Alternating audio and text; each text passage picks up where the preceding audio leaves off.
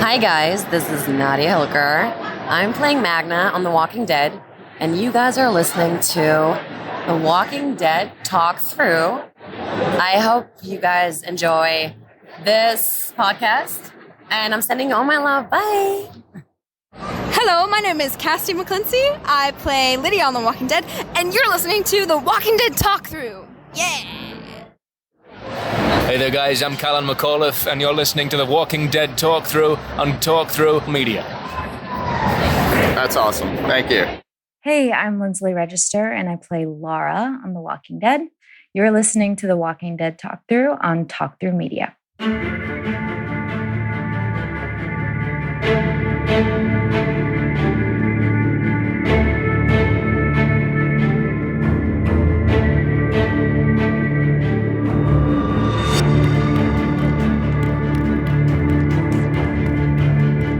Hey, survivors! Welcome to episode 117 of The Walking Dead Talk Through. I'm Brian. And I'm Kyle. And I'm LT. LT! Yeah! All right. So, hello, LT. All right, so we should explain a little for the people that missed the last episode. We announced on episode 116 that Mark has decided to leave the network and is no longer associated with this podcast either. So we reached out to see if anyone would be interested in taking over, and we are pleased to announce that the new co-host of the Walking Dead Talk Through is LT.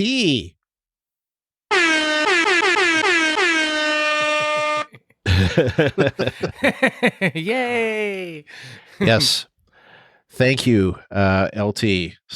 We are delighted to have you as joining the Walking Dead Talk Through, and for that matter, Talk Through Media Network. So, I know you guys have heard LT and his feedback over the last couple of seasons, but anything you want to just say to the listeners? I'm really excited to be on the podcast. I hope that I can bring my perspective to things, being a long-term fan, and I'm just excited to be here and ready to get on with business. Sweet. Well, we're very happy to have you here. So I know when I told Kyle that you were interested in doing it, he was practically jumping out of his seat. Well, especially with Fear coming up, because I loved like LT's feedback from the yes, seasons. Yeah, you guys can going on about gasoline, bullets, you name it. Yeah, I fell asleep in my office and I woke up in a podcast booth.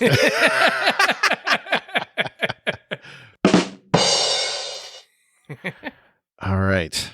So we are going to be covering two things this week. We are starting with, of course, the season finale, the original season finale of The Walking Dead, season 10, episode 16, titled A Certain Doom. And then after we've kind of finished that, we are also going to cover less exhaustively the pilot episode, or the first episode of The Walking Dead World Beyond, of course, season 1, episode 1, titled Brave. And then we're probably not going to cover it in any detail after this unless we get some feedback for it. So, I guess it can be, however much we get, it'll be up to you guys. But we're going to focus on Fear the Walking Dead, and it's worth saying that the Walking Dead cast, and we've had a good relationship with them over the years. Jason and Lucy have decided to do the opposite strategy. They are covering The Walking Dead and World Beyond, and they are skipping Fear. So if you're going to be wanting World Beyond coverage, go to them. If you want Fear coverage, go to us. So, all right. So for the pseudo season finale. And the reason why I say that is originally this episode was going to be the season finale, but thanks to COVID and thanks to, all their plans for what they're going to do as far as wrapping up The Walking Dead after season 11, they have announced that there's going to be an additional 6 episodes added to season 10 that are going to play sometime in 2021. So this was originally going to be the season finale, but now there's like a season 10.5 or, season 10 with an asterisk on it.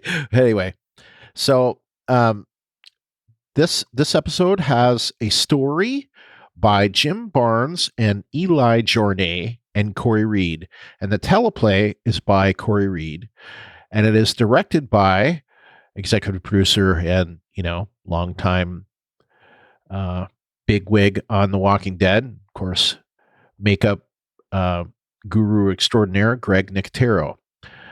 The description from AMC.com is as follows, and it's short. And it was like this for 6 months. They never changed it. Beta engages the final battle of the Whisperer War. That's it. Nothing else, nothing about any of the other stories. So, all right. We'll start with you, LT. What did you think of A Certain Doom?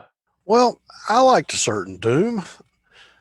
I gave it 8.75 out of 10, burning down the house, or Talking Heads, Walking Dead.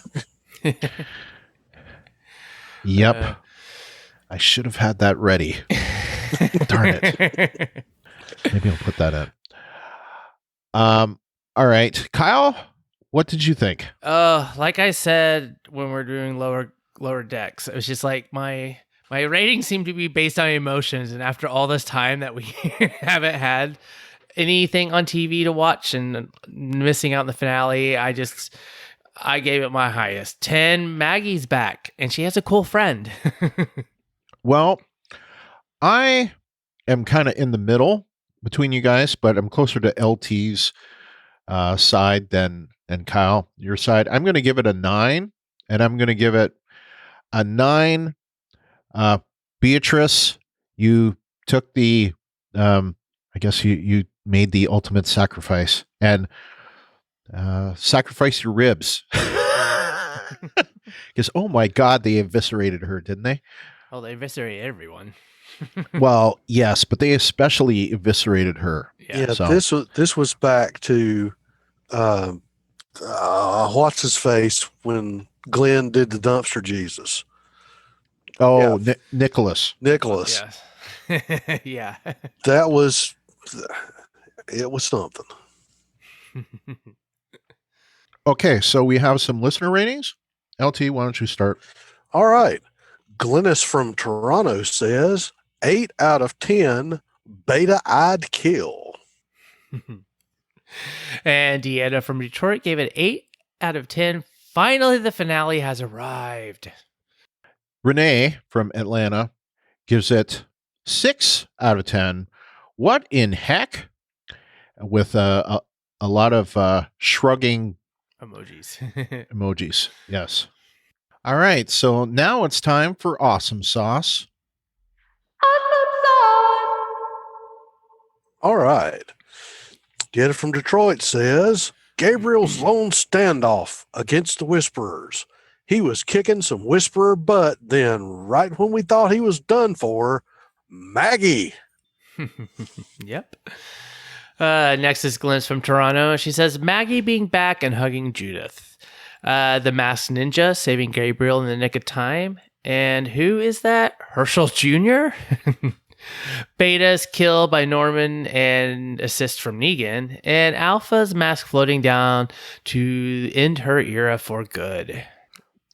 Renee from Atlanta says, Maggie freaking Green is back with, was that shock, hugging emoji times 5. All right, so now it's time for our awesome sauce. Okay, well, for my awesome sauce, I really liked Ezekiel's speech to Eugene after he broke his bicycle. Oh yeah, yeah, Because that was good. Eugene's sitting there, has the little trickle of blood running down his forehead. I can only imagine he went over the handlebars, and Ezekiel gave another pep talk speech to get him back moving again. The other one that I really enjoyed was when they were still in the tower and everybody was in the gut ponchos moving out through the crowd of walkers, and Lydia, and forgive me, I can't remember her name, but she was the kingdom archer, and they were pegging the whisperers in the crowd. Oh, Diane. That was I mean, come on, that was a genius move, because Yes, it was. they were worried about getting through the crowd, and all it's going to take for the whisperer is they get thumped, they break character for a moment, and they're walker chow. That way, crowd moves, you keep rolling. Absolutely thought that was a really well written, well shot scene. Yeah, it was. I agree. Yeah. Yeah, I didn't have anything put down because it was just kind of like trying to like come up with it. And like, obviously I don't like to like repeat what other people have said already, but it's just like that whole scene, or just like there was definitely, I think the awesome sauce, and maybe it's just because it's been a while, but I enjoyed that, like the whole feeling of this episode in the very beginning was just that heightened threat level, and there was just the excitement, and like that just built upon like that scene when they, obviously it's like, hey, the one thing I did think that was like, they're using, the guts, camouflage, but they didn't put any of it on their face like they do in Fear. Yeah. Yeah. It was just like, it was just on their coats. Well, yeah, and they didn't use a lot of it either, which I know is kind of worth mentioning later. Yeah. But I mean, it was like just that whole, like, here we're seeing their plan, this and that. They go into the room or to go at the front entrance, and they're opening the door. Like the excitement and the feeling of like suspense, I thought on this episode was just so, like, I enjoyed that so much. And then with the archers, like keeping an eye, like, oh yeah, you have like a whisperer trying to like sneak, come up and stab them, but they're the ones that get like shot. And then the bloodiness and the craziness, because you're in the middle of a horde, of how they just really amped up the fact that it's like, I guess, I don't know, walkers have very sharp fingernails. They can immediately rip you apart in like 2 seconds. Yeah, I know. It was good though. I enjoyed it. It was that, to me, I'm like, that was been a while since we've seen any of that. Yeah, definitely. Well, I have to bring up the fact that they finally brought back Connie. So I will say to that, it's good to see her back. Mm-hmm. I don't like the fact that she has been found by, what's his name again? What's the guy's name? Virgil. Yeah, that weasel. And don't accept anything to drink from him,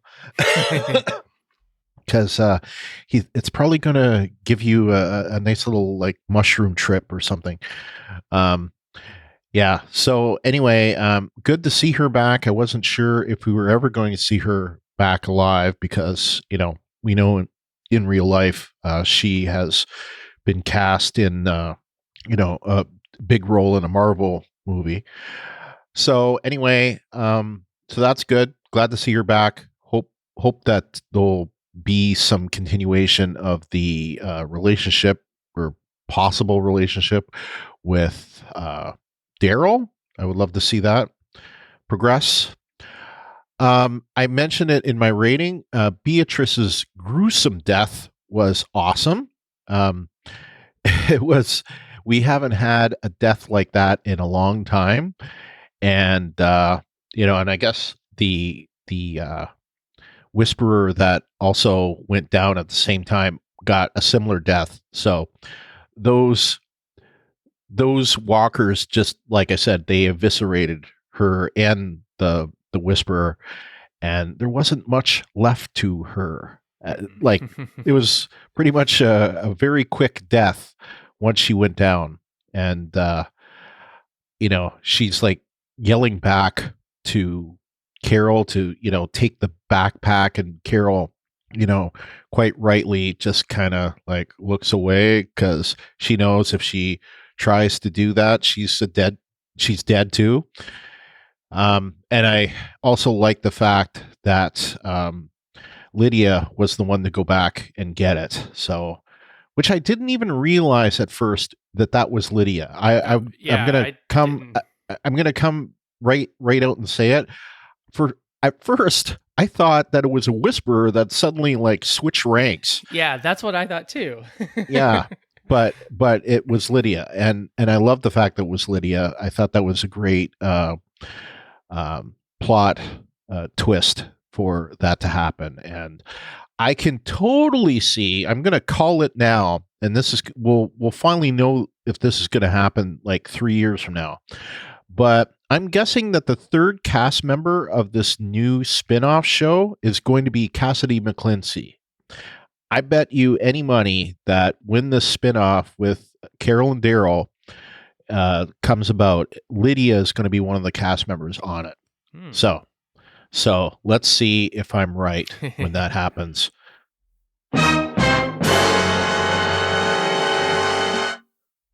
What?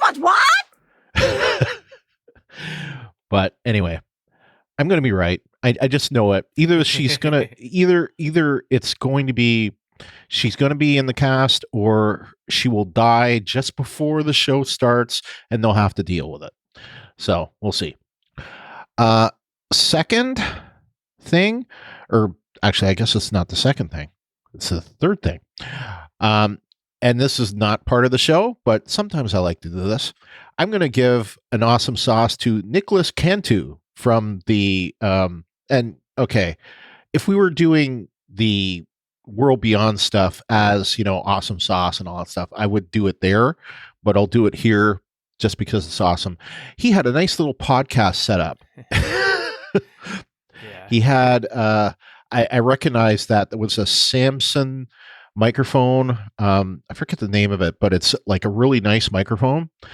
And had the whole like arm, set up and that. And I'm guessing he's done some podcasting in his day. So good on him. So anyway, it was nice to see someone that had like a much better like audio setup instead of like having earbuds and all that stuff. I know he was like ready. Like everybody else is just like in front of their computer, like whatever, doing their Zoom call. But he had like, oh, here's my mic. Here's like, I've got my, good proper headsets. And like, I've always questioned that, like in the beginning of this pandemic, and when we're seeing all these Zoom calls and all, or like even on like news and they're like interviewing someone, and I'm just like, buy a mic. Like, yeah, I know. Like it's like you don't like they don't put headphones on, and so you can hear the background noises. And it interrupts the whole entire like broadcast, because there's like that person needs to be muted. You can get, just so you guys, so people know, you can get a really good setup for like about $100, and that's all you need to get started. And you can even get like a so-so setup with like a USB microphone and like a kit from Amazon for like $50 and under. So there's no excuse at this point. There really isn't. So anyway, especially if you're famous. Yeah. Exactly. Like if you're making Norman Reedus money, but then, Norman Reedus can use the excuse that he's Norman Reedus. He doesn't need to have a nice podcast microphone. But anyway, all right. So that's it for our awesome sauce for this episode. So let's move on to the weak variety. You're worthless and weak. Okay. Glennis from Toronto says TWD has been spoiling their own show lately. Yes, I agree. She says Andrew Lincoln is leaving The Walking Dead.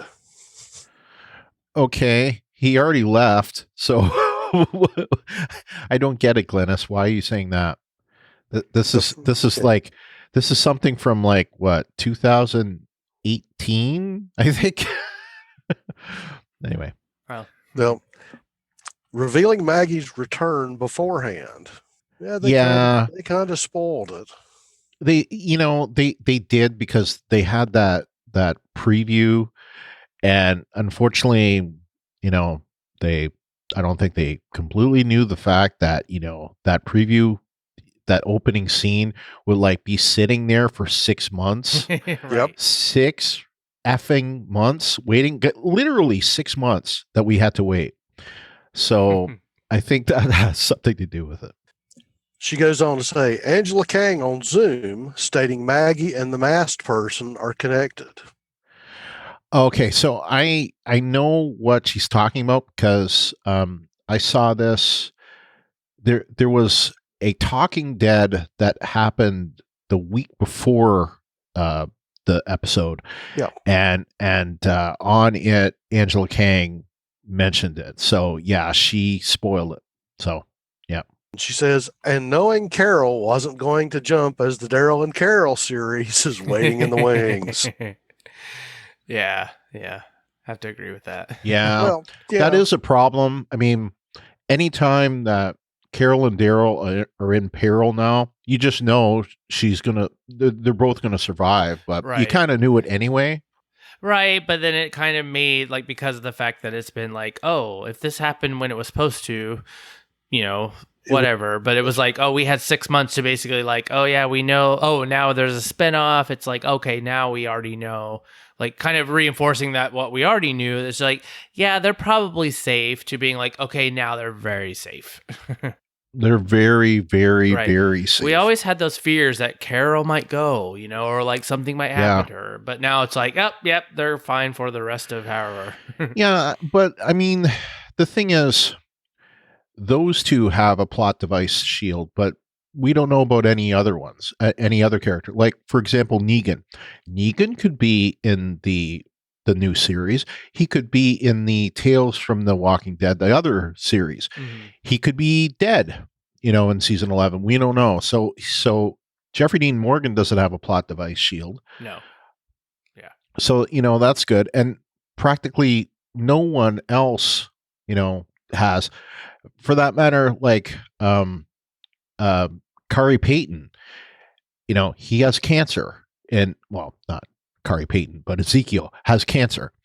And we could have like pointed out the fact that, you're probably going to die in I thought he was going to die in season 10, but looks like he's not going to die in season 10. Or if he does die in season 10, it'll be season 10 supplemental. That's what I'll call it. That's a good way to like ship logs, captain's log supplemental. Anyway, but so he could die, but if wherever he's going, if this is the Commonwealth, they may still have cancer treatment, so he may survive. Mm-hmm. Yeah. He may get his thyroid tumor or whatever, just might be gone. So who knows?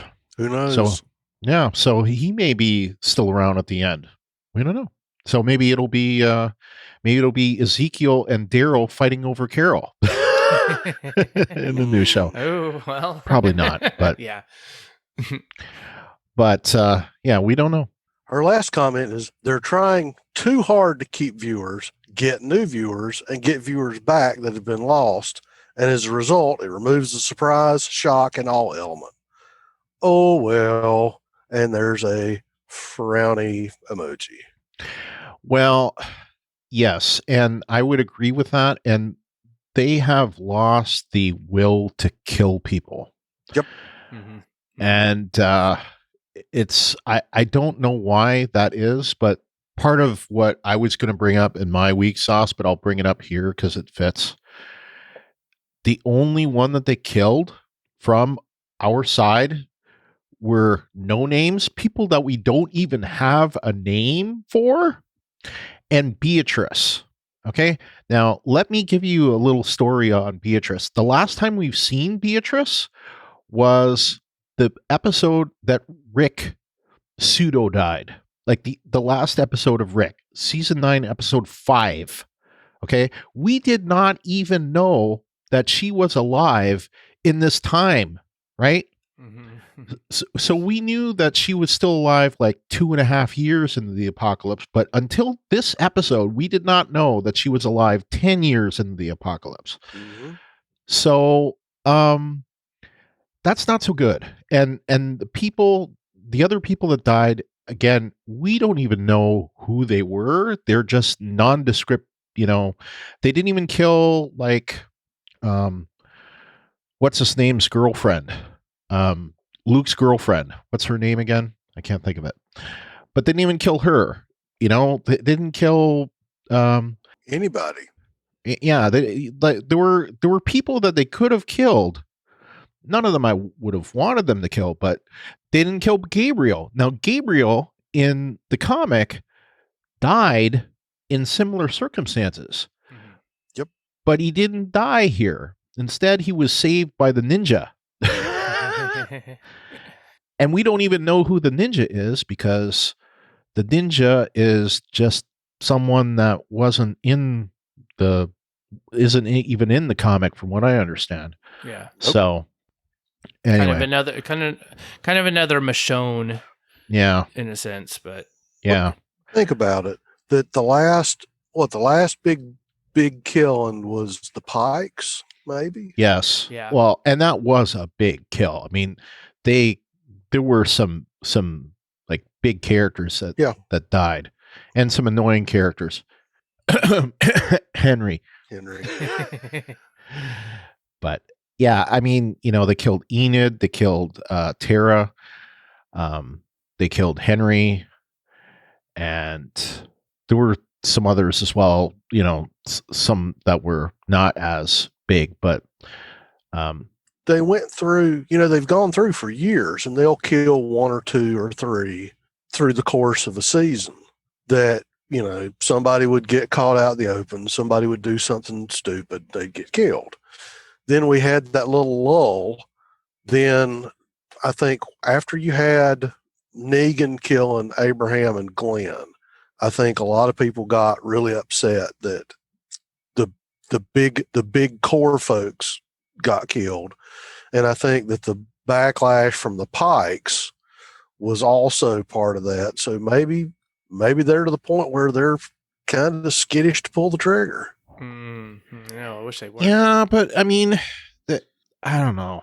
Well, it's the precedent of the thing. Yeah.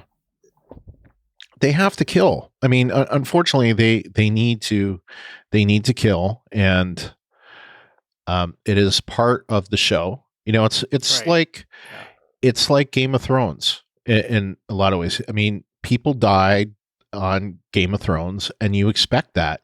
People die in The Walking Dead. It's part of the makeup of the show. People come into the show, they leave the show. Even Rick left the show. Even Carl left the show. Mm-hmm. I mean, so if they can't kill characters in this, the season finale, like, when can they? And there was a similar thing, I think, in season 8. They didn't kill anybody. And season 9, well, they killed a bunch of people, the penultimate episode, which we were just talking about, the Pike. But during the blizzard, they didn't kill anybody that I remember. But still, like, No. I don't know. You would have expected somebody to die. Yeah. But Beatrice to only be the only one that died. And other people that we don't even know. Of course, yes, villains died. Of course, Beta died. Yes, Beta died. Beta was a big character to die. But guess what? Beta was a villain. Beta's supposed to die. Beta's supposed to die. He's the villain. Right. So, yeah. No, that's I mean, maybe, yeah, it's one of those things where it's just like, this is what Walking Dead is all based upon. It's just the fact that it's like, oh yeah, there's no one's safe, this and that. But now we've gotten to a point where it's like, okay, well, we don't, like, you lose all the suspense, or almost like, oh my gosh, surprise or whatever, to being like, oh, well, none of our characters are like going to die. So it's just like, oh yeah, so and so who we don't even really know. Yeah. Okay, and it does then it loses it all because it's just like, okay, well then it's a lot of just people fighting, and yes, so like Beta is obviously bad guys always lose. We got some bigger deaths earlier in the season. You know, we got Sadiq. We got Earl. Earl wasn't as big, but Sadiq was a big one, and that was a huge, like gut wrenching, like just like punch in the gut type of death. The way it went down, because I did not see that coming. You know, but okay, but you expect in the season finale you'd get more. Yeah. Anyway, okay, let's keep going. Yep. Yeah, let's go. Right, next is Renee from Atlanta, and her weak sauce is the fight between Beta, Negan, and Daryl was horrible. Too freaking short. I wanted them to tag team Beta. I'm blaming it on the COVID because I blame everything else on the COVID. Shrug, shrug, shrug. I'm used to epic fights on The Walking Dead, so I was truly disappointed. Other than that, the finale was okay. I feel it would have aired as a finale when it was supposed to. Parentheses, dang COVID again. I would have been less critical. The dang stormtroopers, though, wow, our folks cannot catch a break. I'm looking forward to Fear, though. Big hug emojis. Yep, I can't disagree with the whole Beta and Negan Daryl. It happened in a blink of an eye almost. Yeah, it did. And in reply to Renee's Facebook comment, it was Tara Cotton-Diller from Atlanta, and she said the fight was too short. I couldn't blink because I would have missed it. Yep, it was too short. I agree. Agreed. Totally. All right. Dieta from Detroit is next. She says, walking past the dead, scarcely covered in anything. I'm not understanding how that little dust of walker guts allowed them to blend in. I totally agree with you, Dieta. I totally agree. They had clean faces, all except for Kelly, who actually had a dead mask on and who blended in perfectly. Lydia had a mask on, but she came in later, right? But I think they gave Kelly a mask because of her hearing issues. You know, she's hearing impaired, so she would need something to give her a little more cover. And I imagine that they didn't have like a supply of masks for everyone, so they probably only had like one or two. So they gave her one of them. That's my guess. But as far as how little they put on, I totally agree. It wasn't even as much as they did in the second episode of The Walking Dead, Guts. You know, there really wasn't a lot. So I don't know. It seemed not enough. So yes, that was a solution for them all to escape.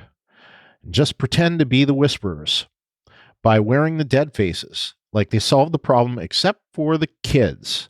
It wouldn't have worked, but they could have moved the herd away. Maybe they were scared they'd be infected in the eyes, like Gabriel. Maybe. That's possible. Not sure why they didn't put any on the face, but I don't think that they did put stuff on the face in that Guts episode either. So, and we think about them putting guts on the face from Fear, where they put way too much guts on everywhere. I mean, Nick used to like ensconce himself in guts. So, all right, that is it for listener weak sauce. LT, what do you have for weak sauce? Well, I had a couple things. The big issue that I had as far as weakness was I understand they had a lot of stuff they had to move to get the sound equipment to the wagon, but the fact they had to split up all the necessary components to get them out just seemed like that there could have maybe been another way to do that. There's an old there's an old set of sayings that I learned in service when they talk about Murphy's laws of combat, and anything that needs to be together to work can't be shipped together. It just seemed like that was a hole in the plan that maybe they could have thought of something else. Yeah. And my other thing was when the wheel came off the wagon. Now I didn't see if the Whisperer had hooked it with something, but it just seems like that the wheel came off awfully easily. Yeah. I didn't see anything of he just threw something and it looked like it just ran over it and then just somehow pulled the wheel off, or it came off. I mean, if the lug bolt studs are that weak, it probably would have broken from, I don't know, having 5 or 6 guys and all that stereo equipment on it. But yeah. It just seemed like that it was plot induced fragility. Yeah. Yeah. It was. They just cut to it quickly without explaining anything. It was just kind of like, oh, here's a guy throwing something. Oh, here it is. Wagon wheel falls off, and you're just like, oh, I guess he must have done something that. Because I mean, at least when they did it in the Western, they would have the shot where you'd see the hub going in and out, in and out, in and out, wobble wobble, and then it would pop off. You know, this was just like point quee. Yeah. Guess they just didn't have enough time. I don't know. Oh, they spent all their practical effect budget on Beatrice. Yep, pretty much. Yeah, goodness. More on that in a minute. Okay. My only weak sauce is I agree with everybody else. That was just, the whole beta ending. It was so fast and it was great to see, but it was just like, wham, bam, thank you, ma'am. It was done. Yep. I agree. It was too quick and very anticlimactic. Yeah. For a fight, especially with a fight that involved, because there was an axe to settle with both Daryl and Negan. So it being a 3-way fight, I could see that kind of happening. But for it to end as quickly as it did, it almost seemed like it was a budgetary thing, or they ran out of time, or pieces of the scenes didn't work, or something like that, But it was, I agree with you, Kyle, and everyone else that said it, way too quick. Mm-hmm. So, well, I already said my main negative, which was that they didn't kill anyone of consequence on our side. So, I appreciated that they killed Beta, but I would have liked to have seen someone else killed. I don't understand why Daryl would stab Beta with 2 knives and miss the brain. Like, why did he, chop down like he did? Okay? That made no sense at all, other than for him to pull the knives out, So, yes, it was dramatic. But come on, Daryl wouldn't do that. He would at least with one of them get the go through the eye socket and hit the brain. I mean, he had some pretty long knives there, so to me, there's no excuse for that. Well, I have to go to what they said on Talking Dead. Mm-hmm. Ryan Hurst is like what, 6'8", 6'6". Okay. Ryan Hurst is a big youngin', and I don't know how tall Norman Reedus is, but less, much less. But the fact of just the logistics of setting it up to where he could, he was talking about it, where he had to get him down a little bit and he had to jump to make it look right. So, okay. I'll give him a little bit of a pass on the stabby bit. Okay. But yeah, I kind of agree with you that it seemed like it was much more for the dramatic effect of him flipping him out in front of him. Yep, I think so too. Yeah, and the fact that Negan called him Stabby McTwo Knives. I think that was part of it. I'm going to give credit to Aim for the Head for this last week's sauce, but Steve on Aim for the Head brought this up, and I was listening to their podcast today, and I have to agree. Although I loved hearing the talking heads, and to me that is such a fitting song for The Walking Dead. Only one song, like Luke, you're supposed to be a music guy. You only had one song, like what they're supposed to play for like hours. That thing, and only one song, like one song in that repeating. I mean, come on, you should have had a whole playlist. He could have played Easy Street again. There you go. Yeah, they already own that. I mean, they could have played, if it was a question of them not, AMC not wanting to pay for songs, they could have just like played every song that they've already played. and yeah, play Easy Street, play, they had that a couple of Tom Waits songs back in the day. They could have just played greatest hits from all the 10 seasons of The Walking Dead. They could have played. What Stabby McTwo Knives' greatest hits. Oh yeah, exactly. Yes, they could have played his songs. That would have been quite ironic. That would have been. You're right. So, LT, you know what? I'm going to say for that, I'm going to say this. That is a great answer. That would have made a great story. That they should have used that. It would have been perfect. Yeah, use his songs, and that would have freaked out Beta. Yeah. Okay. So that definitely gives. I got to give you kudos for that one. Yeah, that would have been a better choice. And I'll just come on saying it's just like, well, if we're looking at this in the kind of like, okay, they're in the zombie apocalypse, so it's like, well, maybe that's the only thing that they actually had since they did run to, their safe place, and that was all they had. The one tape or whatever, whatever it was being played off of. That's like, this is the only song that we have. But okay, but if that's the case. If that's the case, wouldn't they have the whole Talking Heads album or something? No, yeah, it wasn't. Or the greatest hits of Talking Heads, They only had the single survived. Yeah, yes. Which would have made a story if, like, somewhere down earlier episodes we saw them scavenging for something, and that was like the one, and like, oh, here's a cassette tape of a single Talking Heads, and this is all we got. What survived the zombie apocalypse? Little Debbie brownies, cockroaches, Talking Heads album. Anyways, I was just throwing it out there just to nitpick. Well, I agree with you. It's like of all the albums that survived. Well, I think it's a great song to play. I thought it was great.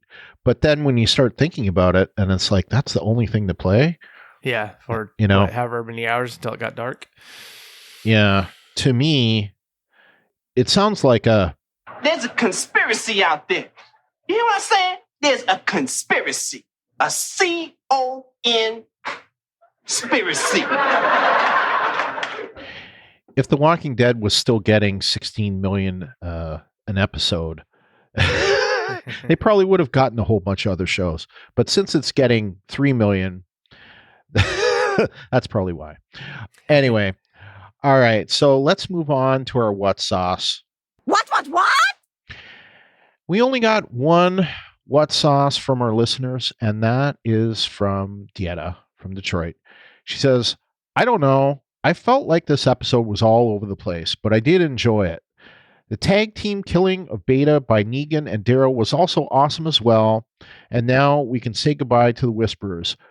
Woot, hoo, ding dong, the witches are dead. But then she says, this episode needed more time to finish stuff. Maggie was just welcomed back with a knife-wielding samurai by her side. Nobody asked her anything? Hey, who's this? Where you been? What you been doing? Something? Connie was asleep in the woods under a bush like a sleeping beauty who wakes up and stumbles into the island guy. Like, didn't Michonne leave him stranded somewhere? I think he ended up ashore in that episode. But anyway, going back, how did he get to where our people are? I think we saw him get to Oceanside. Yeah. And he already knew where Oceanside was because he was there before, if you recall. And last but not least, what was with the Star Wars troopers jumping out of the train cars, pointing guns at our people? And it was a lot of them. How far did our people really travel, and how did they sneak out past all those dead and the Whisperers without being seen? I mean, this is a whole different group, so I don't know where. Yeah. They had gone much further north or whatever, trying to like find Stephanie or whatever, and then I don't know. Like, I guess some thinking about that, like, I'm guessing that where Stephanie told Eugene to meet, maybe that was the place where her people tell people to meet, and that's why, like, they had power there, or maybe they told Stephanie that's where you tell them to meet. I don't know, but it seemed like they had a setup there all ready to go because they had power. You know, they had lights and everything. So either that or they're in their territory. I don't know, but I doubt it. To me, that seems like a place that either a place they have set up for that to occur, or that they were able to get there way ahead of everybody and set that up. I don't know. Or maybe that, they might have portable lighting equipment or something. Who knows? But all right. So we've got some what sauce for us. LT, what do you have? Well, my what sauce is, so who is the Super Ninja Maggie bodyguard? I heard somebody say, well, maybe it's Herschel Jr. Yeah. Yeah, I don't think so. Yeah. And I'm going, and I kind of did the finger math, and I said, no. Nope. Don't think Herschel Jr. would be what, 7 or something? So well, yeah, maybe if Super Ninja was like what, RJ size. Yeah, exactly. God, I can't think of his name now. The guy that was in all the karate movies back in the early Steven 90s. Seagal? No, the Bruce young Lee? guy. He was like Ernie Reyes Jr. Oh. Showing my age, but I said Bruce Lee. yeah, I know, not quite that old. But my other what sauce was Connie. That she was so scruffy when she first stood up. I'm like, who is that? Yeah. Because I'm going to have to go back and look, because I don't think that's what she was. I don't think that's what she was wearing when she was in the mine. Yeah. Unless she's like laid out in the woods for several months. And well, and that brings back thoughts of Rick in the coma. How long would he be able to survive in the coma without like water, for example? Yeah. How long would it take for his IV to run out? Exactly. But how much time has passed? Right. I don't think a lot of time has passed in this. I mean, clearly a lot of time has passed since, like, we see Maggie read that letter. I mean, did she wait like 3 months before she read the letter or something? Yeah. I don't know, but I would think, like, since the Whisper War started, like, or at least the second half started, and this started, I wouldn't think a lot of time has passed, but at least a few days. I don't know. it's so hard to tell at this point because so much time has passed. The actual passage of real time has not helped the passage of TV time. No, not at all. Because to throw out our other thing, it's not like they put a star date on it, so we know. No. Yeah. No, there are no star dates in The Walking Dead. All we have is that: is there snow on the ground? Are the trees bare? Do the trees have leaves? That's going to be interesting, actually, because if just a little bit of a tangent here.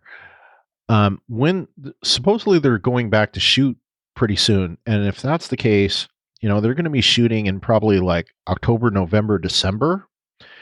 And if that's the case, we might like actually see winter, and not like fake winter, but actual winter. Which they did in the comic, like way the beginning. And it's like we've never seen that on screen other than the blizzard, basically. Yeah. And maybe, season 5 or right before the prison or something, we saw them and it seemed a little cold and snowing and they were trying to survive. Yeah. But it was like, that was basically it. Kyle, do you have anything for What Sauce? I mean, I was just trying to think of I think the only What Sauce I have was the fact that it was like, I think from the time it's been that we've had to wait to watch this, it's like, I did not recognize Connie at all. I didn't even recognize Maggie. Like, I mean, I knew that, like, oh, wow. We saw her at the beginning and I was like, oh yeah, there's Maggie. Oh, she's reading the whispers, blah, blah, blah. But when she popped in, like, the only reason, like, I literally did have to like stop and go back. I'm like, oh, wait, I'm not sure who that is, but yes, it's Maggie. And it was because of her sidekick. But from first time I saw it, like, I was just like, oh, cool. Gabriel's being saved by somebody, I was like, whatever. But then I'm like, oh, crud, that's Maggie. Yeah.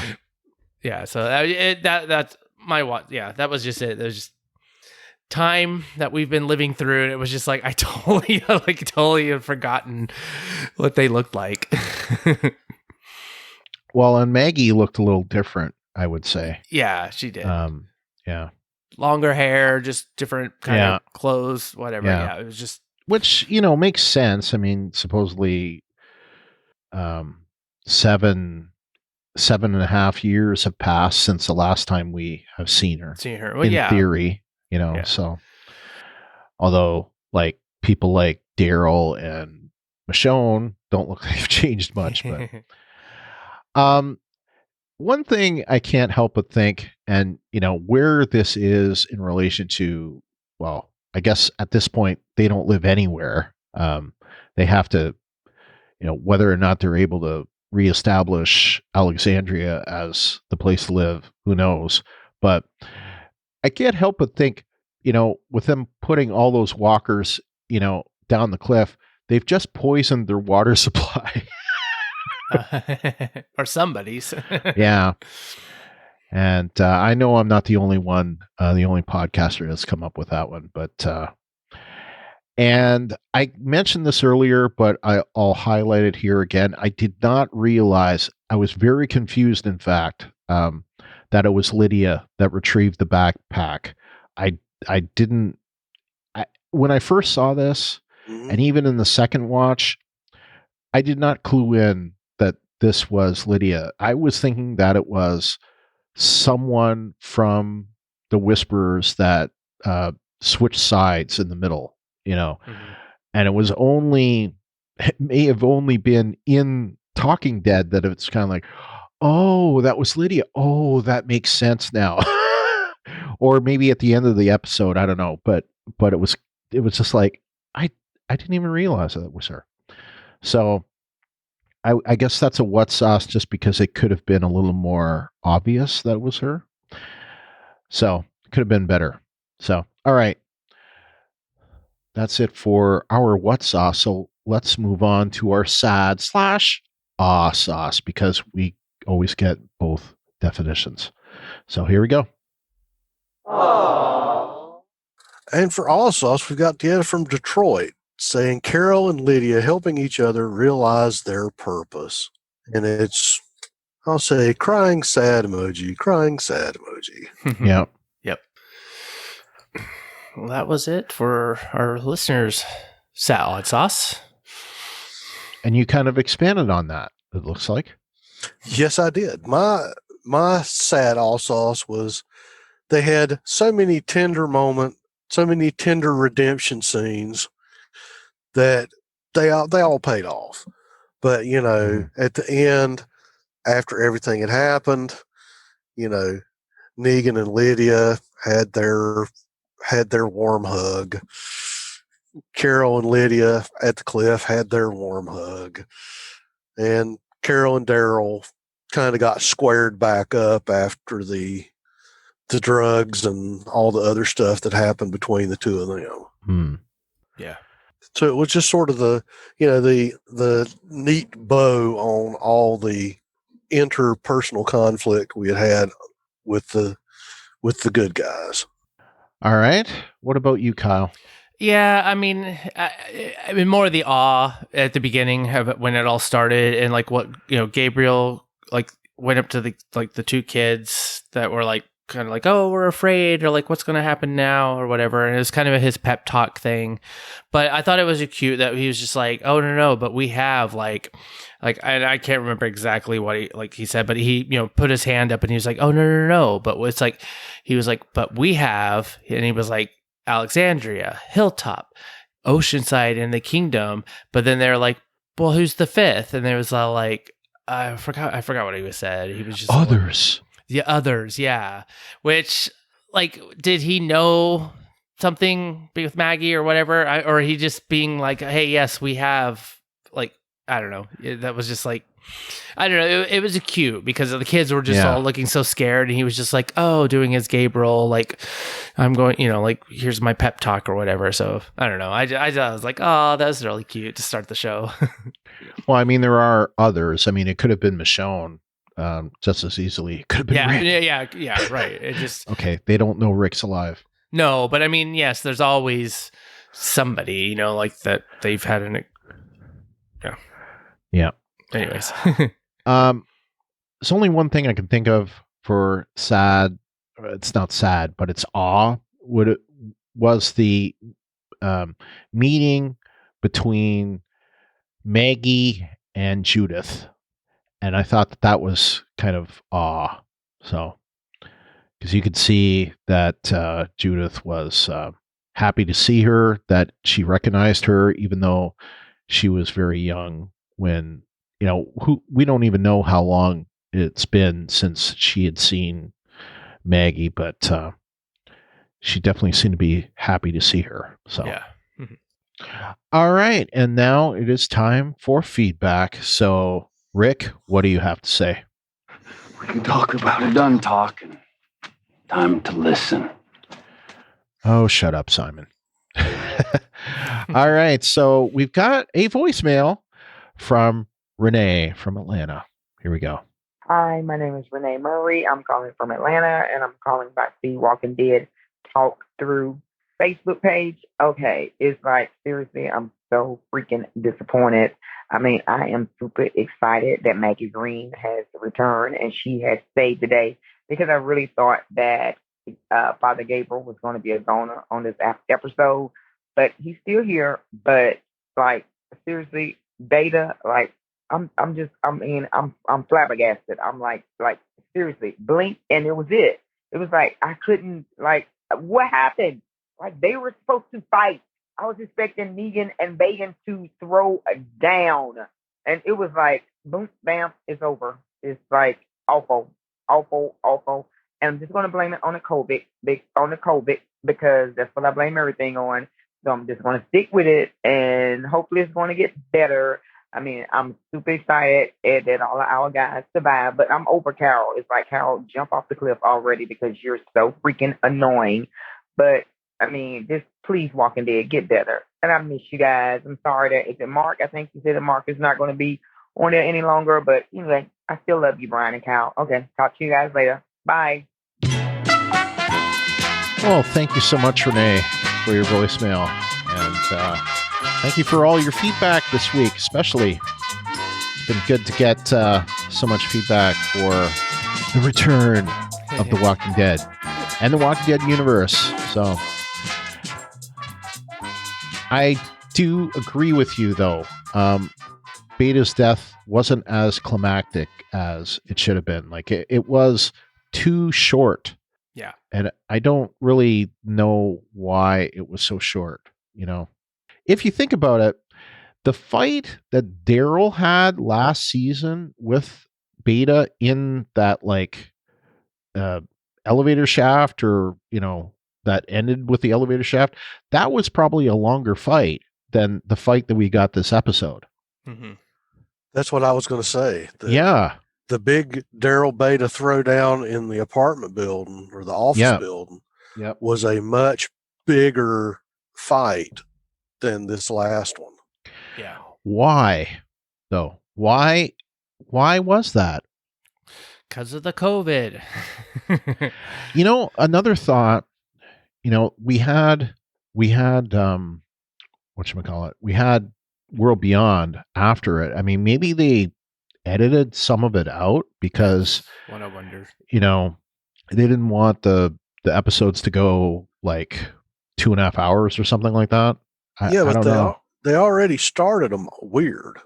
That they started the finale at like 5 till, and it finished at like 10 after, or some. Actually, it wasn't 10 after, like 7 after. It was an odd number.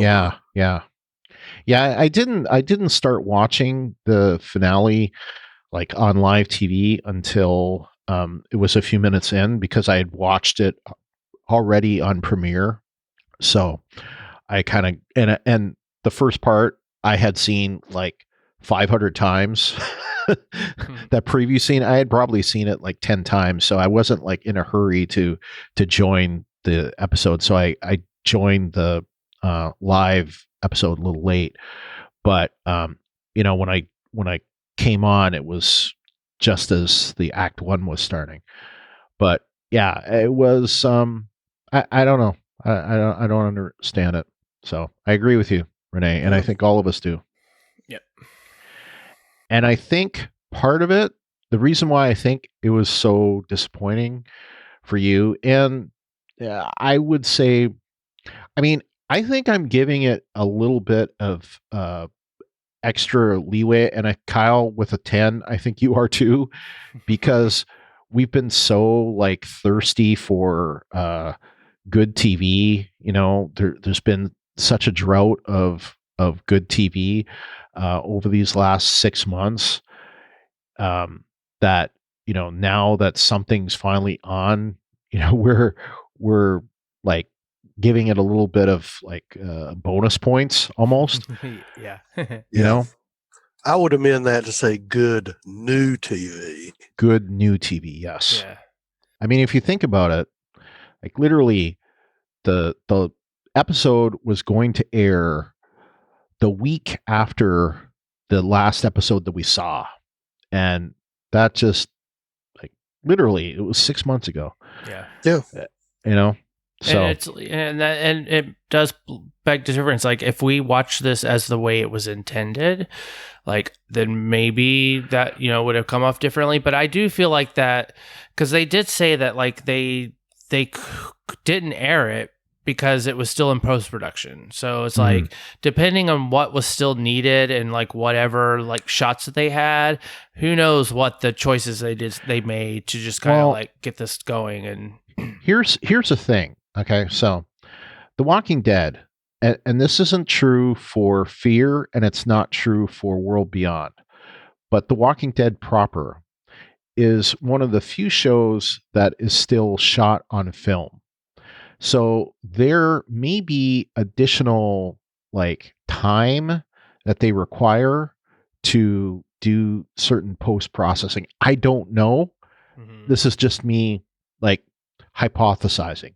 I don't know if that's in fact true, but I do know that they are one of the few shows that is still recorded by film and not recorded to, you know, to digital. right? There's no tape anymore. There's no film. I might have said tape before, but what I meant was it's like Fear and World Beyond is recorded digitally. So anyway, that there may be additional processing time that's required. And although I don't know, I didn't think, I thought one of the reasons why they held World Beyond back was because there was something in it that would be spoiled or would be, I don't know. Yeah, like something. I mean, maybe certainly not in the first episode of World Beyond, but maybe there's something coming that would spoil something that just happened. I don't know.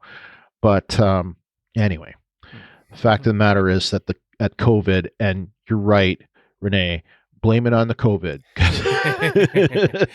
Yep, I agree. Everything, COVID has been hell for everyone. It's certainly been hell for me. So I don't know has anyone had, I'll put this out to listeners. Has anyone had a good COVID?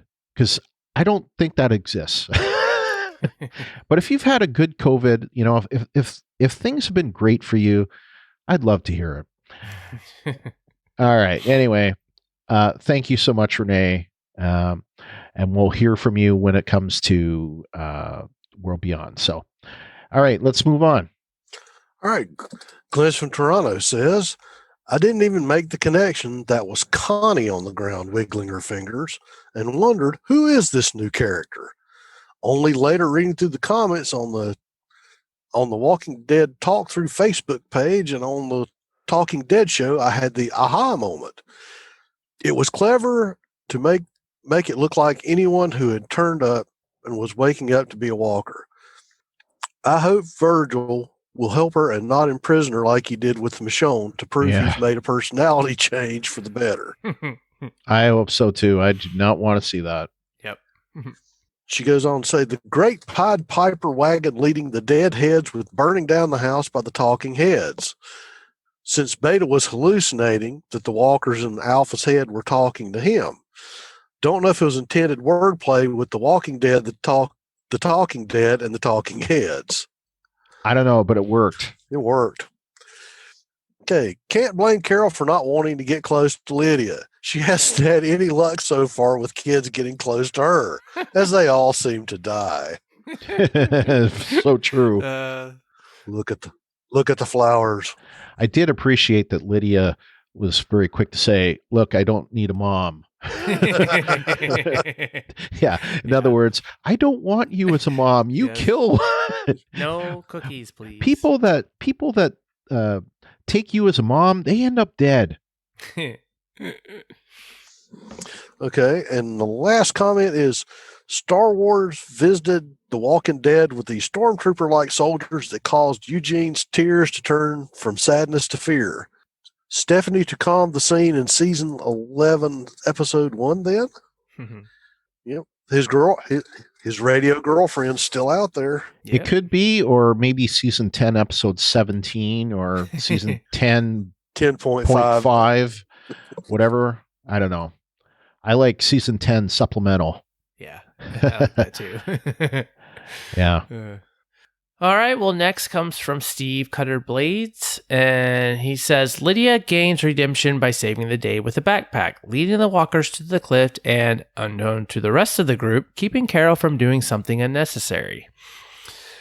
Negan acts like he's out of there, then props up at just the right time to gourd Beta, finally gaining the trust of Daryl.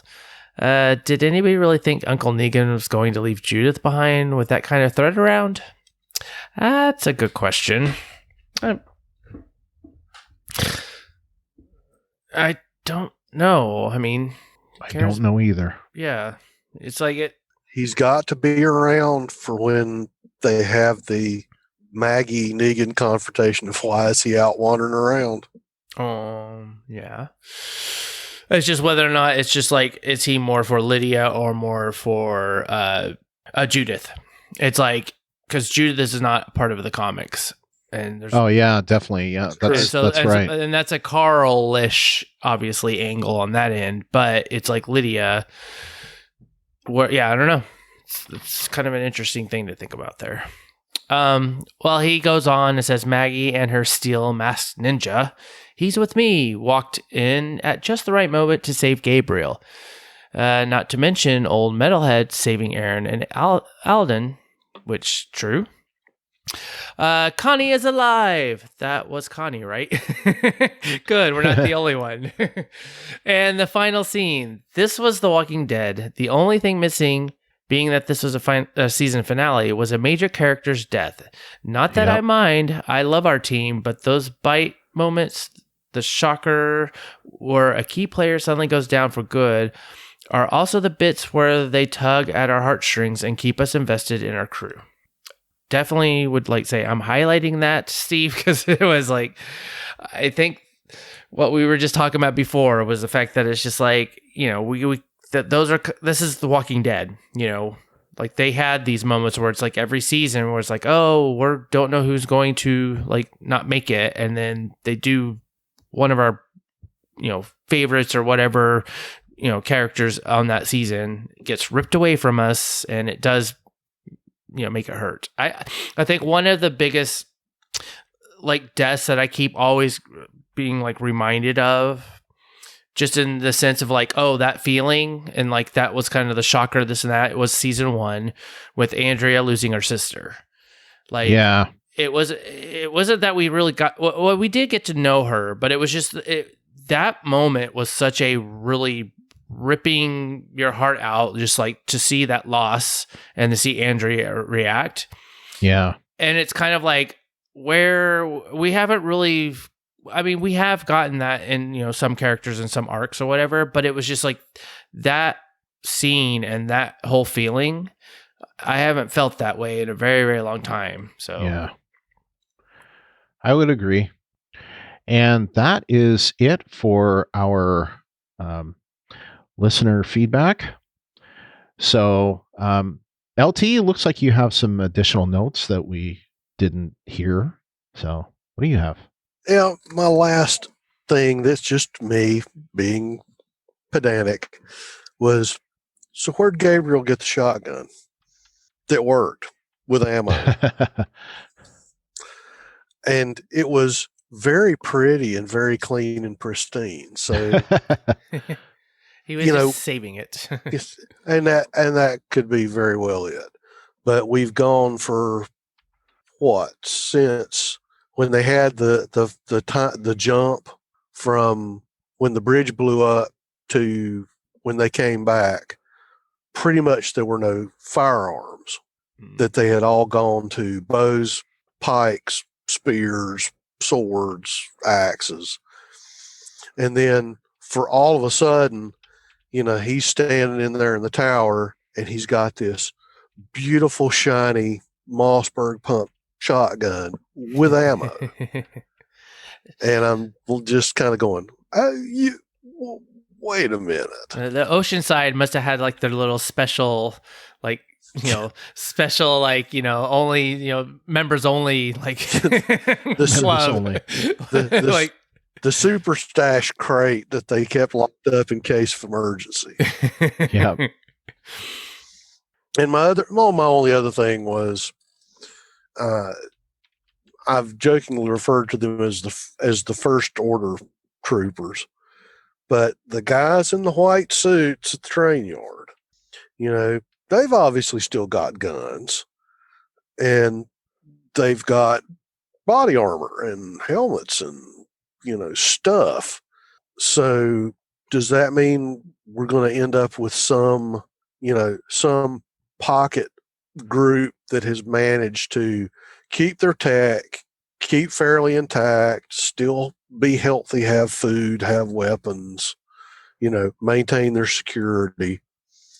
Because when we get to it, we're going to get our big info dump during the World Beyond section. But I just am thinking to myself, okay, if there's another group out there as much rattling and moving and poking and prodding, Now, 10 years after the apocalypse, these guys show up. So we'll just see. Kyle, do you have anything else you want to bring up?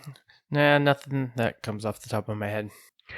I mean, the only thing I would say is I'm really curious what these 6 episodes are going to bring.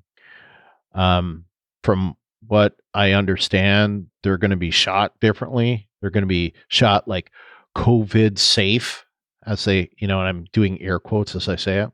So they could almost be, I could see them almost being like the second half of season 4.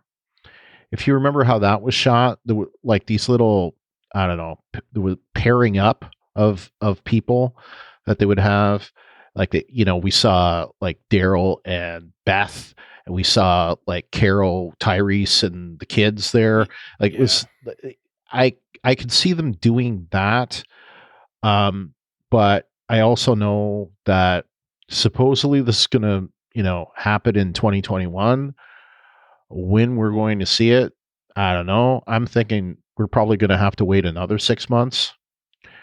So it kind of sucks, but I think I don't think it'll be on in February like it normally is. I think it's probably going to be at least 6 months out. I don't know. But then again, they don't have to produce a whole season. They just have to produce 6. So, maybe it won't take as long. I don't know. We'll see. But I'm thinking March or April is when we'll see it. Like April would be normally when Game of Thrones was on. I could see them like going right into that time slot, April of 2021. So we'll see though. All right. So now is where we talk about The Walking Dead World Beyond. And how we're going to do this, like, unless the show ends up kicking so much ass that we can't stop talking about it, we're not going to talk about it in the same kind of detail that we would normally do it. So, if we get in feedback, we'll talk about it. Whether we're going to do it week to week, I don't know. We'll try to figure that out. But our focus is mainly going to be on fear, and we'll see how that goes. But anyway, this episode, season 1, episode 1, is titled Brave. It is written by Mr. Scott M. Gimple, the chief content officer of The Walking Dead, former showrunner of The Walking Dead. And, it's worth saying, I mean, he gets kind of chastised these days, but I mean, the show was at its most successful when he was the showrunner. I mean, no Sanctuary, Look at the Flowers. What was the name of that episode? I'm trying to think. The Grove. Us, all those episodes. The wonderful season 5, wonderful season 4. All of that was in his watch. That No Way Out, the one where they're having to walk through the walkers at Alexandria. I love that's one of my favorite episodes. All of that was in under his watch, but unfortunately, the gruesome deaths of Negan by Negan of Abe, Abraham, and Glenn were also under his watch. So anyway, directed by Magnus Martins, and I know that he has directed some of Fear. I recognize that name, but I think he's new to directing, pilots of the show of this universe. So anyway, the description that we get from AMC.com is as follows. Iris welcomes an enigmatic ally to their community, while Hope questions the visitor's motives. A message upends the sisters' worldview, forcing them to decide between the safety of their home and the uncertainty of the world beyond. I mean, they said the world beyond. You got to use shock horror for that. Exactly. We don't have it written in our document, but I think I would be remiss without us giving ratings. So you don't have to like qualify them, but if you do want to qualify them, you can. Out of 10, what do you give this episode, LT? 6.5. What about you, Kyle? Yeah, but as I rewatched it several times, I think I would push it up to probably 7.8. It kept getting better the more I kept watching it. Well, I have not been looking forward to the show. That's, I think one of the reasons why we're not making it like a full coverage thing, other than the fact that we just don't have enough time to do it. But it would have been a 5 for me, except for the last scene of the episode. So that boosted it for me. So I'll give it a 7. So I'm like, again, right in the middle with you guys, leaning a little more towards LT again. But yeah, I'll give it a 7. And like I say, if it wasn't for that ending, it would have been a 5 for me. I just didn't care for it. It looks like it has potential. So I'm definitely going to keep watching it. And as things develop, if it ends up, let's face it, if Fear ends up really sucking, donkey dong, then, maybe we will switch and decide to cover World Beyond. So we'll just bail on whoever's the worst. Yeah. I have a feeling though. I think Fear is going to be better this season. It just seems like the way the story that they have set up, I think is going to pay off. I hope it's going to pay off. I hope so too. I don't want it to suck. So I think we're making the right decision. And, I'm sorry, but I'm in my 50s. I don't care about young adult TV. It's just not, it just doesn't grab my interest. So, I'm out of the demographic. So that's my excuse. All right. You had some notes though, LT. Yes, I do. That was the big thing about it for me, other than the page of notes I wrote for the plot rundown type things. The reason that I wanted to give it higher is that we got a lot of information that we've been waiting for, or things that we've gotten niblets over. We got the big info dump on finally who are the people with the 3 rings. Yeah. That, we've established that there's a colony in Portland. Yeah. In the, how did they put it? The campus colony of Omaha. Yeah. And the Civic Republic.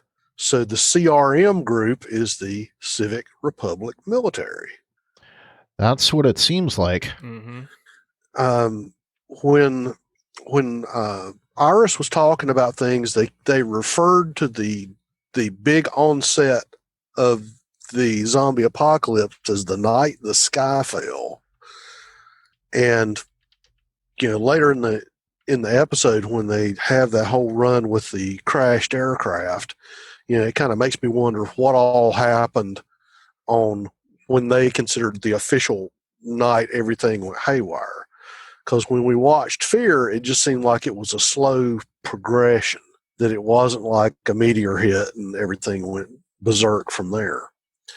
One thing that I noticed when the lieutenant colonel arrived for the reception committee, there were like 4 Chinook helicopters, large twin rotor cargo carrying helicopters with shipping containers sling loaded underneath them, that you saw them fly by like 3 abreast, and then the little Kiowa that the woman was riding in circled around and landed. And kind of makes me wonder, so what's in the boxes? A's and B's? Mm-hmm. Oh, yeah. Yep. Because that's, a Connex box that size, small rail car, I mean, that's what the terminus people were catching people in. So there's some dangly bits of questions there. I hadn't even thought of that, but that's a good point. Yeah. And we know that from what all they've said, because it was the 10th Monument Day after the sky fell. So this is 10 years in from whatever that hard point that delineate the start. So this is what, concurrent to? Roughly. And also, I mean, if it's roughly 10 years for The Walking Dead, the main show, then we know that the apocalypse happened in 2010. So it does seem like it's probably to the day or pretty close to when the apocalypse happened. So, like, in other words, if you remember, Ruthie and I were trying to figure out like the timeline of the apocalypse, and we had basically thought it was maybe August of 2010 when it happened. So, okay, it's October. So COVID. So, roughly it's on this show, it's probably August of 2020. So, roughly equivalent to this time. So, yeah. And I'll guess we can count the big kickoff as when they nuked Atlanta. Right. Because we can assume that they nuked Atlanta and nuked LA. They hit all the population centers at once. So, and maybe that's what they mean by the sky fell. Yeah. I hadn't thought of that either. So that's good. The other bit about the Civic Republic is they never said where it was. Nope. It's like they have this agreement and they have this, the Four Corners provisions or the Four Corners Accord. Yet there's only 3. Yet there's only 3 that they mentioned. Yeah. And then the other side is she made the joke. It's like, and greetings from the Civic Republic, wherever it is. Yes, wherever it is. Yeah. So we know more about them, but we still don't know where they are. Right. And apparently they are, they are the tight-lipped, fairly draconian. Back when, God, I can't remember her name, but the speech she gave Althea, Isabel. Yeah, Isabel. but if you see somebody wearing this uniform, run. Yeah. Mm-hmm. You right. know, the whole speech of, we're not worried about you, we're worried about bigger things, but the sad part for me was after all the good bits of, nuggety things we learned, then it pretty much to me broke out like your classic, young adult sci-fi dystopian adventure movie. Yep. That you had the good sister, the bad sister, the friend with the information, the friend that goes along because he's got, a skeleton in the closet. And I'm just kind of going, it was just too tidy in that respect for me. Yep. I agree. And the problem is that the show has been leaning very heavy in their trailers and all the, information on those 4. And that's the part of the series that I'm not really excited to see. Again, sorry, I'm not in a demographic anymore. I don't have any kids, so I can't relate. So it doesn't. I'm not excited by that, and it could just as easily be The 100 or Harry Potter or something like that. It just I don't care. I just don't. So I survived. Oh God, what was I survived? Hunger Games and Maze Runner and the one with the three names that are like close to each other. I know the one you're talking about. You know, the ones that were shot in Chicago. Yeah, it's like, you know, dystrophy, datrophy. No, I know, and I just totally like lost the name. It's Edient. It's Eant. Yeah. What's her name? What's her name that's in the show? Let's see. Divergent. Yeah, yes. Yes. And then it was like something else. Yeah, whatever the other three shows were. I watched that only just to watch it because it was shot in Chicago. And then I was like, wasn't really into it. But yeah, my demographic for that has finally aged out and gone to college. So yes. Divergent, Insurgent, and Allegiant. That's those. Yeah. And there was supposed to be Ascendant, and it looks like that got delayed because of COVID. So Renee, there's another thing that because of COVID. Yeah. For me, I really doubt that they're in New York State. I think that's just a yeah, I would over that too, but it was either they're like somewhere in between the two, which would make sense considering the fact that we know that they have a presence in Texas, so maybe they're in Colorado or something like that, Wyoming. I don't know. Somewhere in between Nebraska and Oregon. And I'm guessing New York State isn't where they are. Unless it's Portland, Maine. No, it's not though, because we saw a map, and at some point, I don't remember where, we saw a map and it showed Portland being Oregon, not Maine. But yeah, if it was Maine, then it could be. New York would make sense. Yeah. And maybe they think that's where it is, but I'm thinking they know where Portland is, and I'm also thinking that Portland's gone.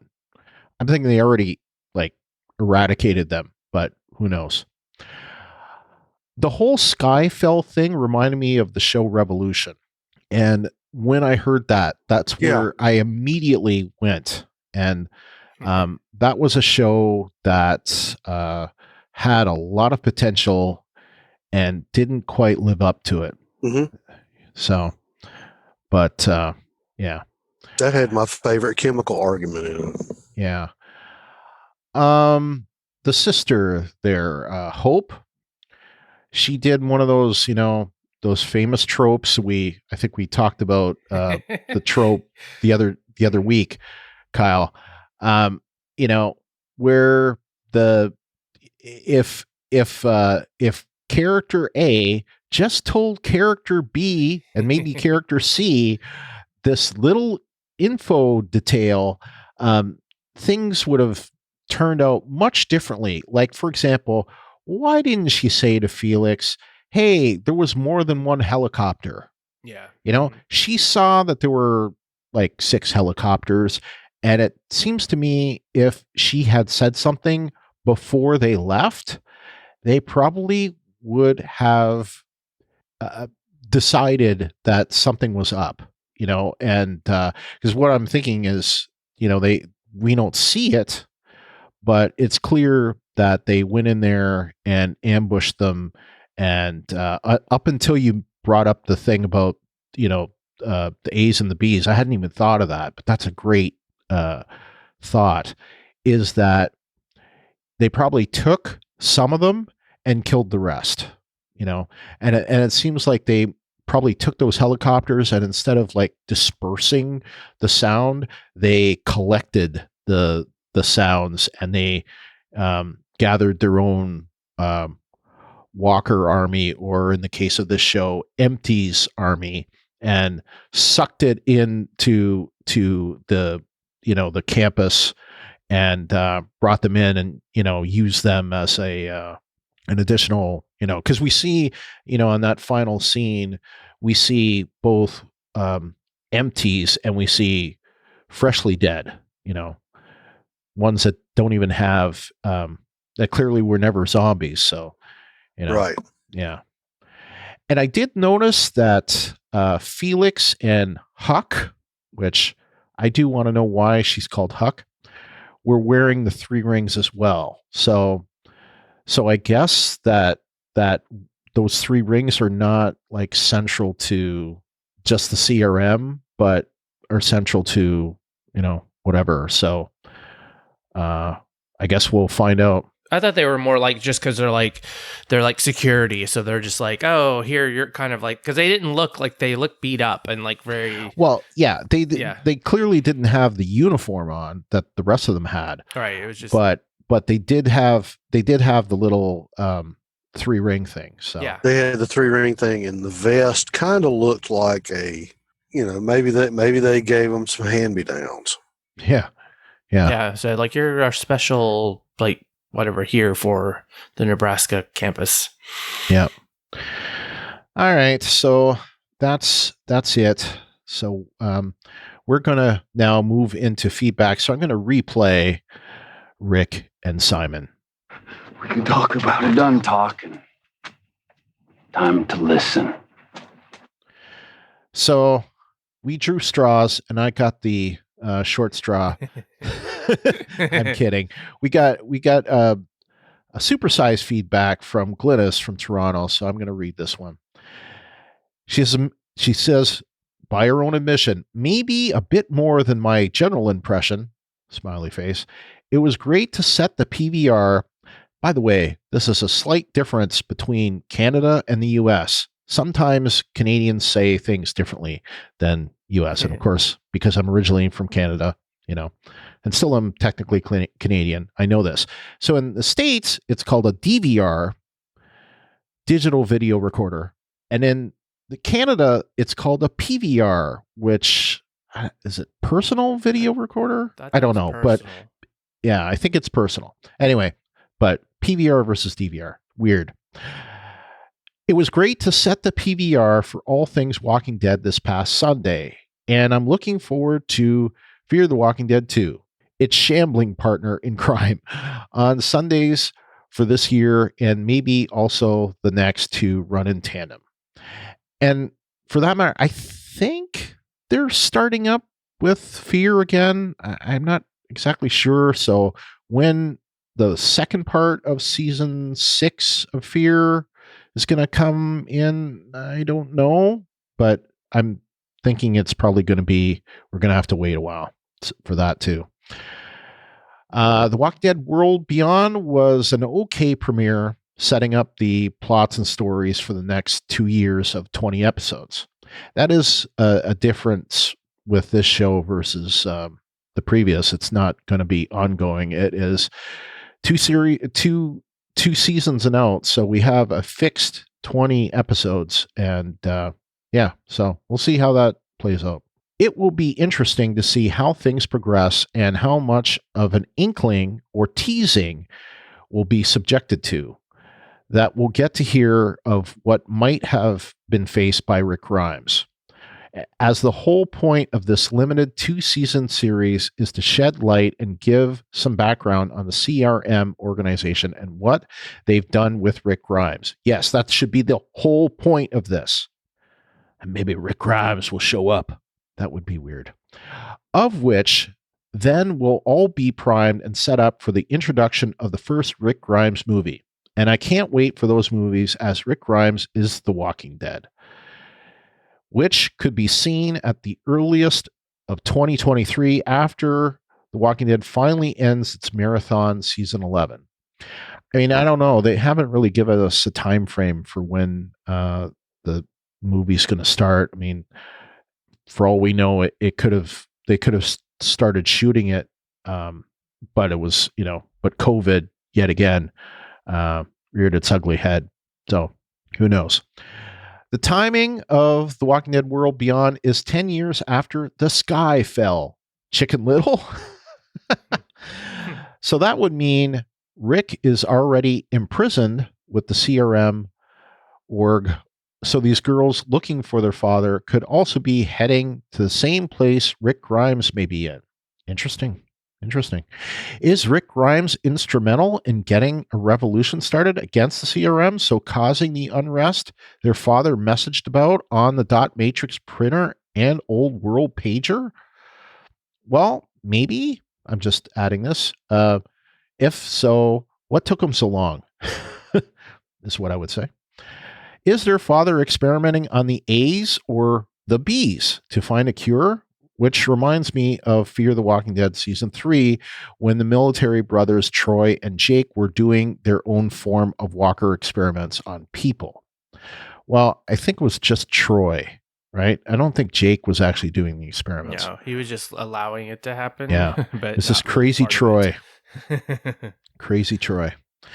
It looks as if from Fear the Walking Dead and the destructive scene at the monument celebration that the CRM do not take prisoners, as it didn't look like all the dead lying there in front of the building was caused by those spray-painted walkers / empties. Yeah, definitely not.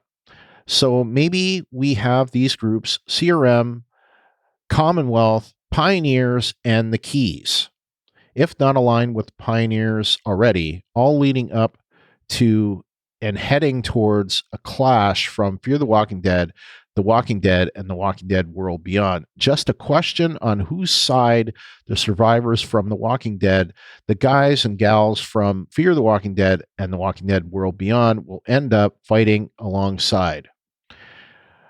I've wondered if this show with Daryl and Carol will have characters from all three of the shows, and new characters for that matter. Yeah. Because I could totally see, like, they dropped hints about New Mexico. Okay. We know that, for example, Breaking Bad and Better Call Saul are shot in New Mexico. So I could totally see them doing the next Walking Dead in New Mexico. So they take, and we know they're shooting Fear in Texas. That's the next state over. And, supposedly this is Nebraska, so that's not that far either. So I could see them all coming in and going to New Mexico and them all being part of the show. Whether that actually happens, who knows? Yeah. I was just going to say that the word I got was they shoot World Beyond in Virginia. They do, but supposedly it's supposed to be Nebraska. Mm-hmm. Like they even mentioned Omaha in this. Oh, yeah. Which is kind of funny for me because the company that I work for, they're out in Omaha. So, no. Yeah. Okay. Well, anyway, that's it for Glynis's feedback. Thank you very, very much. Let's move on to our next bit of feedback. And that comes from Deetta from Detroit. And she says, I enjoyed the new show and will continue watching the miniseries because I do love all things Walking Dead, except for that Fear show. Smiley face, smiley face. But I am still watching to see what they have done to Morgan and why he has the red eyes. So am I right? The new show is supposed to tie into the Fear the Walking Dead and the Rick Grimes movies, and finally the Walking Dead series, and give us answers? I love a good whodunit mystery. Yep, I think that's kind of the overall agreement that obviously they wouldn't be doing all these shows if they didn't have some end game. And I guess we'll have to see. I don't know. I mean, they could. Fear, I'm hoping, is going to be much better this season from some of the stuff that I've been seeing online, and just kind of like what some of the first reactions from some like the press that have been able to see the first few episodes. It is sounding like Fear might actually be turning a corner, and that would be great. I hope so. We can only hope. Yeah, so we can only hope. So like I brought the point up last time we recorded, is that we've had times with showrunners that, and this is the second set of showrunners, but the previous set and this set have done both outstanding episodes and crap. So season 5 was by and large crap. Mm-hmm. Season 6, I have some high hopes that they've set things up, that they've, moved the pieces of the chessboard, and that we have the potential for having a great season. I really hope that this is going to be like season 3. Yes. And that we, going into it, we don't suddenly go like 3 episodes in. Why did we pick this to cover? But we'll see. So, all right. We got one more piece of feedback. The last bit of feedback we've got is from Renee from Atlanta, who says, the new show appears to me as if it's going to tie all of the shows together. And if I'm correct, I'm definitely here for it. I'm a diehard Walking Dead fan, so I will watch anything remotely connected to The Walking Dead. I'm here to the end. And it looks like we're going to get a huggy emoji, huggy emoji, huggy emoji. Besides, I have to be here when my boo comes back. Hashtag Rick Grimes. Hashtag #1 fan. I'm right there with you. I mean, for me, when this show lost Rick, it was like a piece of me died. My piece of my fandom died with this show. Well, not World Beyond. I mean, Walking Dead.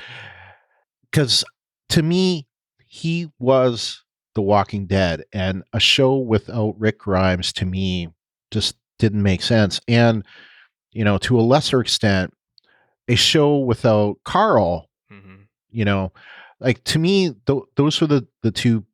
Well, okay. It was the 3 of them in the end, the Rick, Carl, and Michonne, and we've basically lost all 3.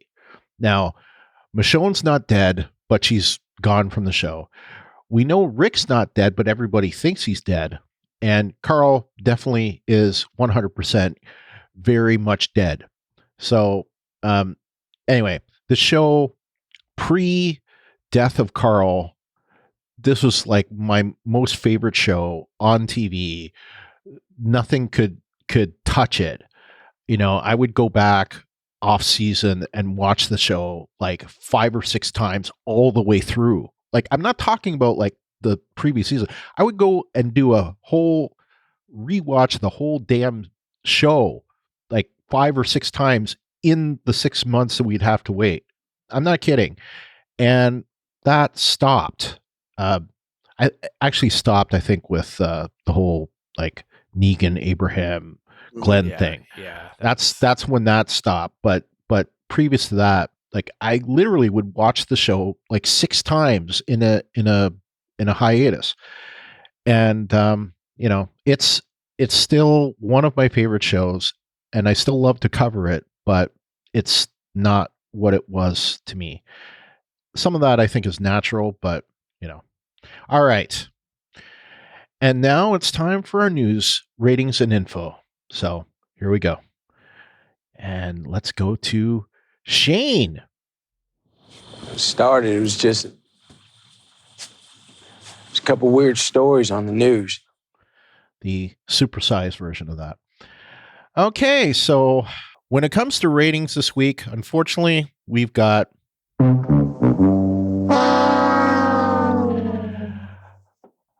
not good at all. The Walking Dead got a 0.87 in the 18 to 49 with 2.727 million viewers. Now, that is, on both counts, the all-time low for the show. Previous low was for season 10, episode 11. Now, for that, it got a 0.92 in the 18 to 49 with, I think, 2.9 something. I can find it on here. Yeah.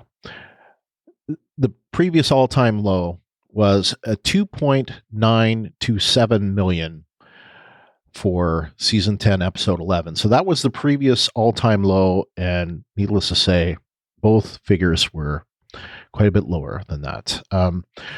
World Beyond, I didn't go back to look at Fear's previous ratings just to compare it, but I don't think that's even a fair comparison. So let's just look at World Beyond against nothing.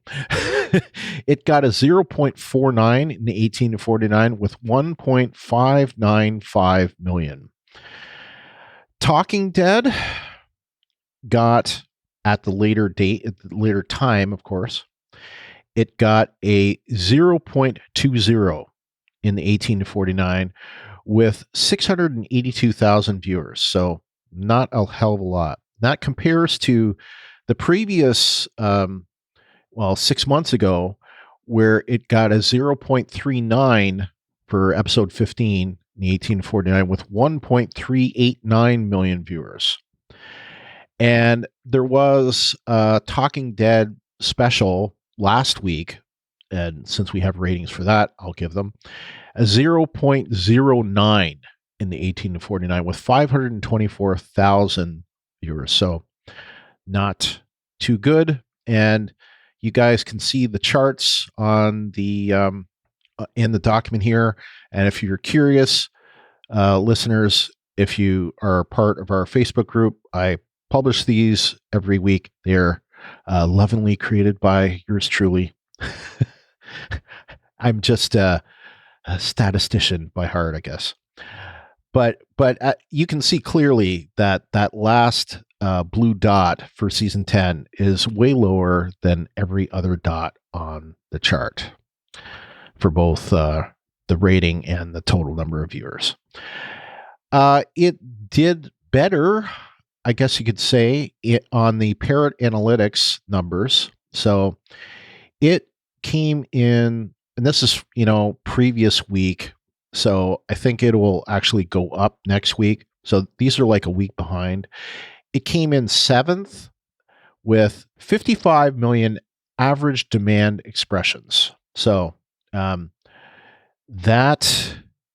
the top thing in all of TV was something I've never even heard of before, and I've never even heard of the channel it's on. YTV, something called My Hero Academia with 97.4 million. It's anime. Is that what it is? Okay. Yeah. It's an animation series. Beating out SpongeBob. So those are the two top by a wide margin. Anyway, so I expect The Walking Dead to be up there next week. And then whether Fear will show up, I don't know. We'll find out, I guess. Talking Dead this week. This week it was a lot of people on there. Norm Reedus, Melissa McBride, Ryan Hurst. Then from the new show, Nicholas Cantu. And then later on, Lauren Cohan came on. And it was a, decent show. Of course, they're still doing the COVID variety, so it's basically all over Zoom or whatever they're doing, and they can't do it live, of course. So it was okay. And of course, it was another one the previous week with I think Angela Kang was on there, but also what's his name? Is it Nick Tortorella? Is that his name? And Reedus was on there again, and who's the person from Fear that was on? Lenny James was on. Oh. So they had people from all three shows that time. As far as news, there's this whole thing now. AMC's promoting AMC Plus. They've stopped even mentioning AMC Premiere. They don't even mention it anymore. But AMC Premiere is still the thing. That's what I use now. But now they're using AMC Plus. So AMC Plus is we didn't even talk about it last week. We probably should have. It is a combination of everything that AMC has. So they've had this horror, digital, pay-per-view thing called Shudder. I think IFC has a thing. Their Wii network had a thing. So several different things, but now they're combining them all. And I think BBC America too. they're combining them all in this thing they call AMC Plus. And originally, the only way you could get it was through Dish, Sling TV, which is actually owned by Dish, and Xfinity. Now, in my case, I actually have a subscription to Sling, so I could get it. But that was the only way to get it. And if you had Xfinity or Comcast for your internet, you could get it as well. But those are the only ways. But they've just now brought on Apple TV and Prime Video channels, so you can get it through your Amazon Video. You have to pay extra for it. I think it's like $5. So it's a pretty good deal.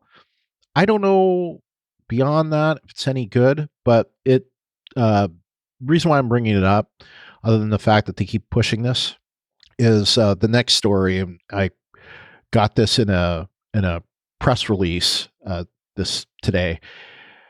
For the month of October, AMC Plus has the largest collection of scares, with more than 1,000 hours of the very best in horror programming from AMC's annual event, Fear Fest, Shudder, AMC Network's premium streaming service for horror, thrillers, and the supernatural, and IFC Midnight's best genre cinema from independent, foreign, and documentary films, all available uncut and uncensored. In addition to the largest slate of classic horror movies such as Friday the 13th and Halloween, AMC Plus will include commercial-free early access to all series within the Walking Dead universe and AMC's Eli Roth's History of Horror Season 2, new Shudder programming, including Joe Bob's Halloween Hideaway Special. I have no idea what that is. The Creep Show Animated Special, and much more. So they were pushing this in a press release today. Obviously, that is lots of marketing speak, but seems like a pretty good deal for $4.99. I don't know. I was been considering, because I'm not on AMC, Plus or Prime or whatever that you're on, but it's like I was thinking about it, just be able to watch the shows, several days before they actually air. Yeah. But, it's like, because of the thing that I won't ever say, like, I don't want to have to pay for it whenever I want to just watch it live. But if it's already, I can get to it with Apple TV or Prime, which I have both. So it's kind of like, okay, well, seems like a very... Yeah. Like, for example, I don't get it this way, but my CBS All Access, which is of course becoming Paramount Plus, you can get it through the Amazon Prime Video channels, and I don't get it that way. Yeah, neither but do I. yeah, but that is an option, and I've tried it that way, and so, but right now I actually paid for 12 months of Premiere. So I don't know, unless I want to just get rid of it. Yeah.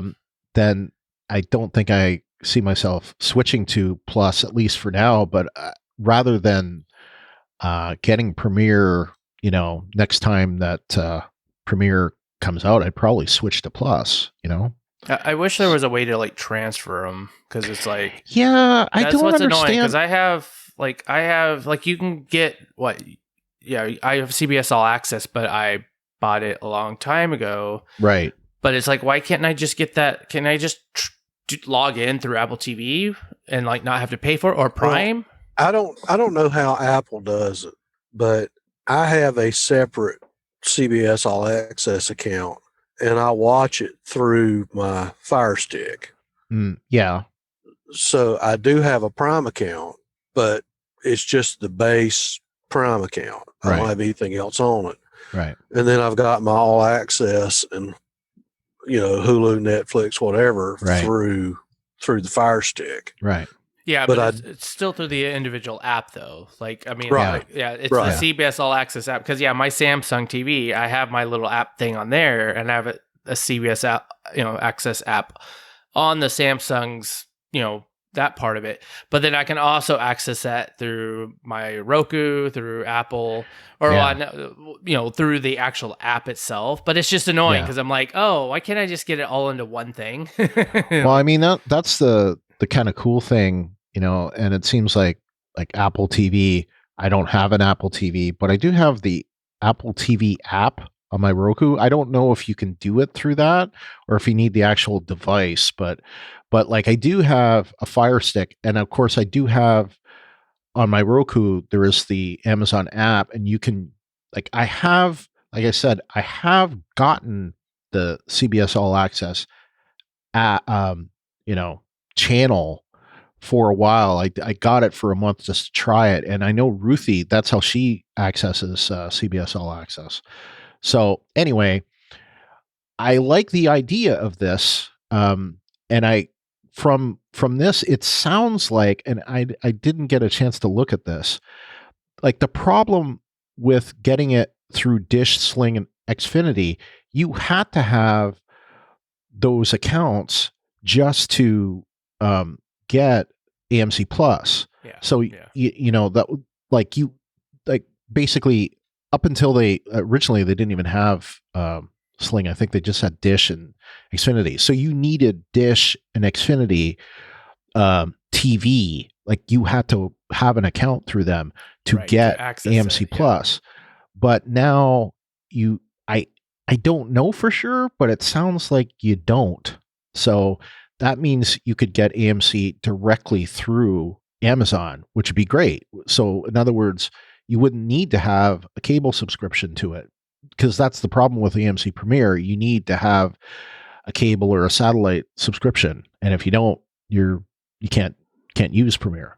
So, anyway, that's cool. Streaming, it's like this is, or we're living through this whole streaming like mess because they haven't quite figured out what the best way to do this. No, they should just be able to like, hey, I want this and I should be able to get it however I want, and not because I have a cable subscription or I have I have YouTube TV. I used to have Xfinity, but it's like, but I'm like, I can only access certain things with that, and if I want something else I have to go through Amazon or Apple TV. Right. It's like, and then you get too many streaming services and it just gets convoluted. Like hopefully they will figure something out that is a little bit more simple, and you can just be like, I'm sticking with one app, one thing that gives me everything.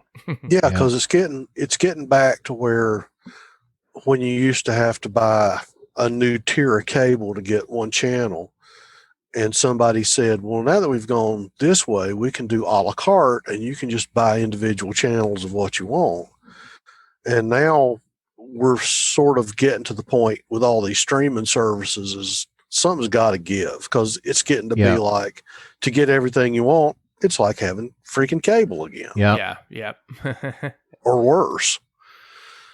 Yeah. I agree. It's not consumer friendly. Yeah. It's kind of like the thing that we need is the ability to get what we want, and we can't seem to get that yet. Well, all I worry about is if we start having another round of acquisitions and mergers, and we get, Hulu Flix Knee Plus, you end up with one big streaming service.